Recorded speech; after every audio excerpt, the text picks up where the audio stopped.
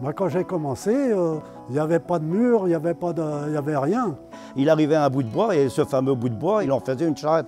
Comme nous, avec ce véhicule, qui n'arrivait que le châssis, et on en faisait un véhicule. Ça demandait un travail phénoménal. Hein. C'était l'évolution des produits, l'évolution des hommes en même temps. Il fallait que tout le monde avance en même temps.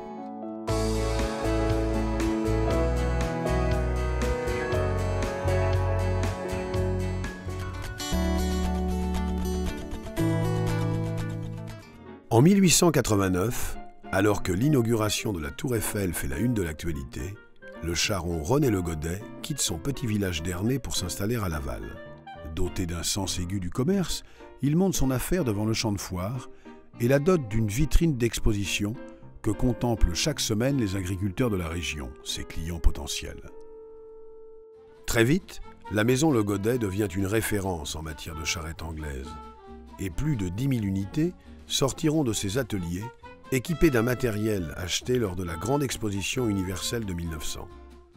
Successeur de son père, René Junior poursuit l'expansion de l'entreprise familiale jusqu'à sa mort brutale en 1925. 4 ans plus tard, sa fille unique, Angèle, épouse un ancien apprenti, Marius Gruau. Issu lui-même d'une longue lignée de charrons, il prend à 22 ans les rênes de la maison Le Godet, alors que la traction mécanique révolutionne le métier.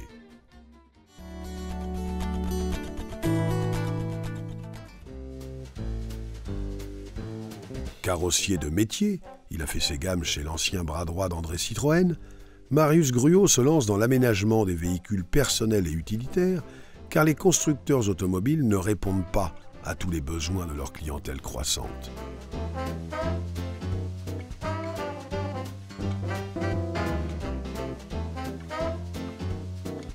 Après la guerre, la carrosserie, qui a pris le nom de Gruau en 1933, décroche en 1955 une grosse commande de 250 autocars sur Citroën T55 pour l'armée de l'air.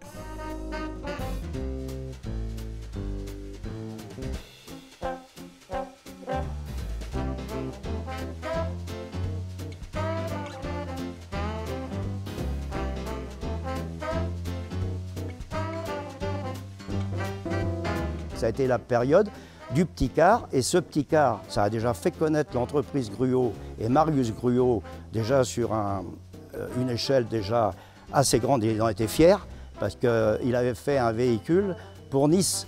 Il avait donc emmené son car là-bas et il avait eu un prix.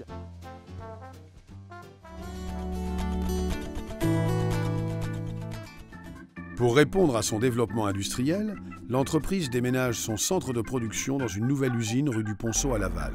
C'est avec joie que je vous accueille pour la première fois en ces lieux et je vous remercie vivement d'avoir bien voulu répondre à mon invitation. La carrosserie Gruau occupe aujourd'hui 150 personnes et se propose de continuer à exercer son métier de constructeur de carrosserie et, si la chose est possible, aller encore plus de l'avant. Et aujourd'hui, j'accepte de tout cœur la proposition du gouvernement portant les congés payés à 3 semaines. Il y avait une forge. Et sur cette forge, il était travaillé, toutes ces pièces métalliques. Et le plus gros œuvre, c'était de faire un mannequin pour assembler la caisse.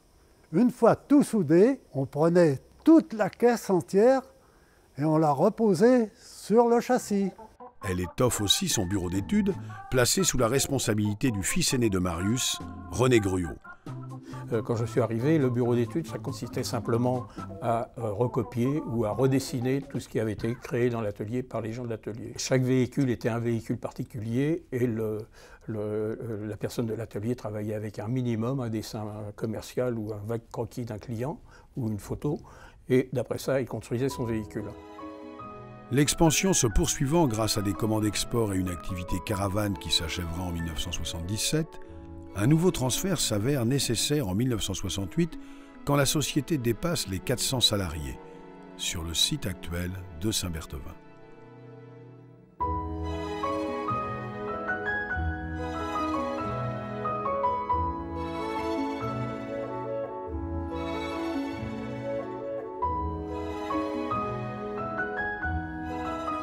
En 1979, après 50 années de patronat, Marius Gruau confie les clés de la maison à René, qui a su gagner ses galons de PDG en redressant la société après une période difficile en 1977.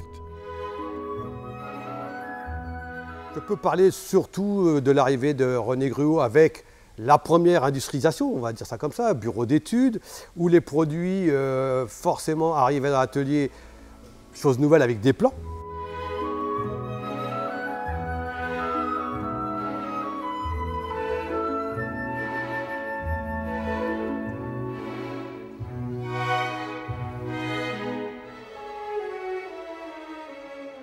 Cinq ans plus tard, ce même René, emporté par un cancer foudroyant, son fils aîné Patrick lui succède.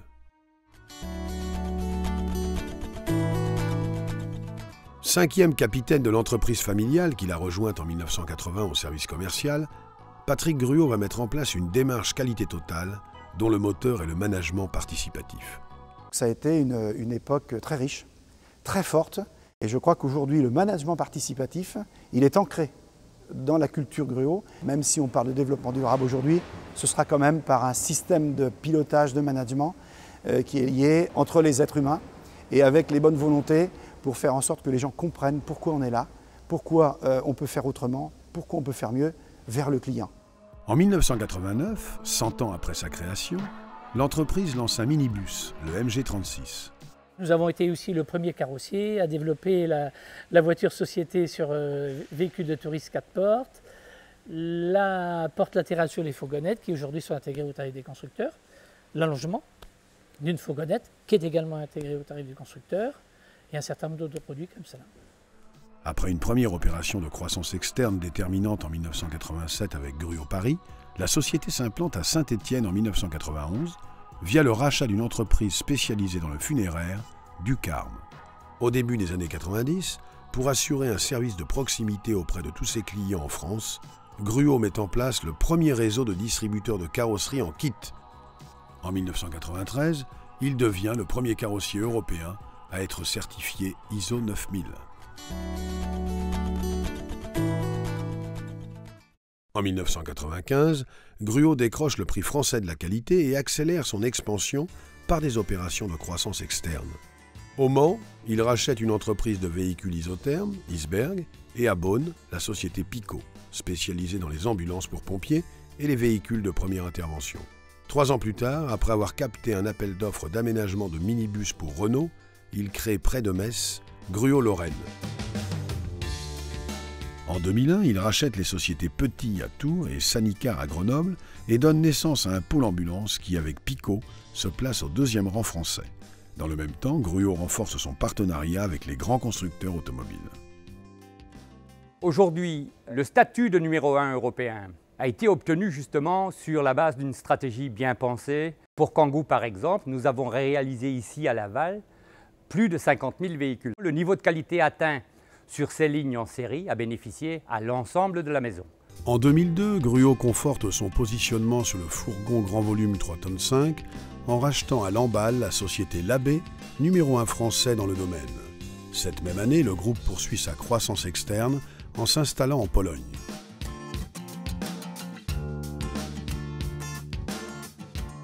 L'année suivante, en 2003, il s'implante à Barcelone en Espagne sous le nom de Gruau Ibérica, près de Renault et Nissan.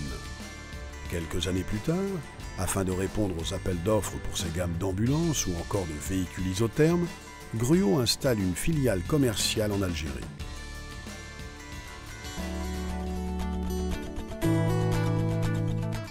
En 2004, toujours prêt à relever de nouveaux défis, le carrossier mayennais devient constructeur en créant une nouvelle solution de transport multiservice urbain, le microbus Gruau, qui évoluera 4 ans plus tard vers une version 100% électrique et un partenariat avec le groupe Bolloré, à qui Gruau confiera la globalité du projet fin 2011. En 2008, Gruau conforte son site industriel du Mans comme spécialiste du BTP et intègre l'activité Ben VU de Legras. Parallèlement, afin de poursuivre son engagement dans le développement durable, le groupe lance sa démarche Blue Green. En 2010, il procède à une nouvelle opération de croissance externe en achetant la société Gifacolet, ce qui lui permet de devenir l'un des 2 leaders européens du véhicule sanitaire.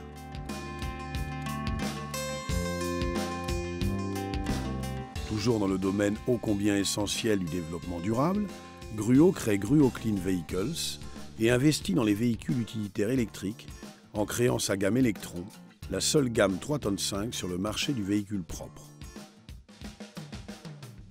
Cette gamme a été présentée pour la première fois au salon européen Solutrans, qui fut aussi l'occasion de fêter les 20 ans du réseau Gruau, fort de 125 points-service.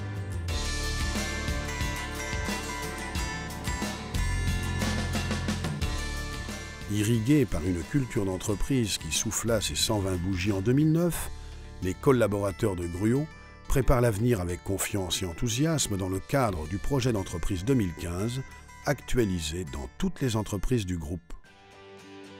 Aujourd'hui, Gruau a plus de 120 ans. Ma mission, en tant que dirigeant et animateur de ce groupe familial, c'est de le pérenniser et de le développer. Cette mission est engageante et passionnante. Gruau est devenu le numéro 1 européen, multispécialiste de la carrosserie sur véhicules utilitaires. Avec les managers et tous les collaborateurs qui m'entourent, nous avons pour les prochaines années 2 défis à relever. Le premier, c'est d'internationaliser notre groupe et le second sera de proposer de nouvelles solutions électriques pour les véhicules utilitaires. Ces 2 nouveaux challenges consolident notre projet d'entreprise et ils marquent notre volonté de poursuivre cette aventure industrielle et humaine dans le respect de nos valeurs.